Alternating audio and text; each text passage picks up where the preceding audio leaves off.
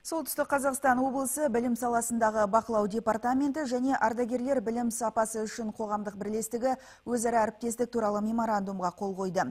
Екі жақ аталмыш келісімнің білім сапасын арттыруға бағытталған өңіріміздегі ауқымды шаралардың бастамасы боларына сенімді. Толығырақ тілші бейнематериалында.